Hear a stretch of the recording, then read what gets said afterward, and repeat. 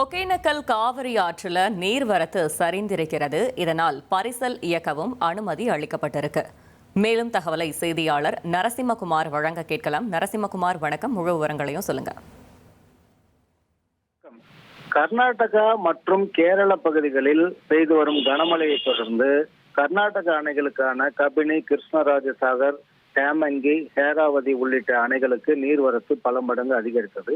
இதனைத் தொடர்ந்து கர்நாடக அரசு கர்நாடக அணைகளிலிருந்து நீர் திறக்க உத்தரவிட்டது.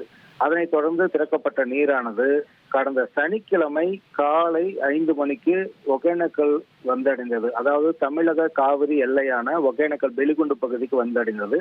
முதலில் 5000 கனஅடியாக தொடங்கிய நீர்வரத்து படிப்படியாக உயர்ந்து சனிக்கிழமை மாலை 18,000 கனஅடியாகவும் ஞாயிற்றுக்கிழமை காலை 20,000 கனஅடியாகவும் தொடர்ந்து அடுத்த 2 நாட்கள் அதே நிலை நீடித்த நிலையில் சற்று நீர்வரத்து தணிந்திருந்தது. நேற்று காலை வினாடிக்கு 18,000 கனஅடியாக வந்து கொண்டிருந்த நிலையில் நேற்று மாலை முதல் நீர்வரத்து சரிய தொடங்கியது. இந்நிலையில் இன்று காலை நீர்வரத்து 6,500 கனஅடியாக தற்போது வரை வந்து கொண்டுள்ளது.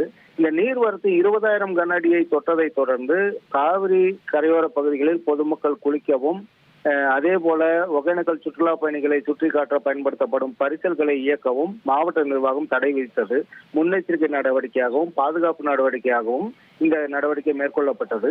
4 நாட்கள் இந்த தடை நீடிக்கப்பட்ட நிலையில் இன்று நீர்வரத்து 10,000 கனஅடிக்கு கீழ் குறைந்ததன் காரணமாக அனுமதி அளிக்கப்பட்டது. தற்போது வினாடிக்கு 6,500 கனஅடி நீர் மட்டுமே வந்து கொண்டுள்ளது. மேலும் நீர்வரத்து குறையவே வாய்ப்புள்ளதாக தெரிகிறது.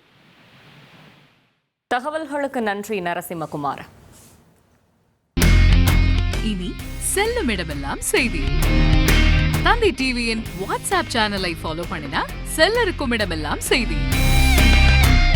இதோ QR கோட் இப்பவே ஸ்கேன் பண்ணுங்க, ஃபாலோ பண்ணுங்க.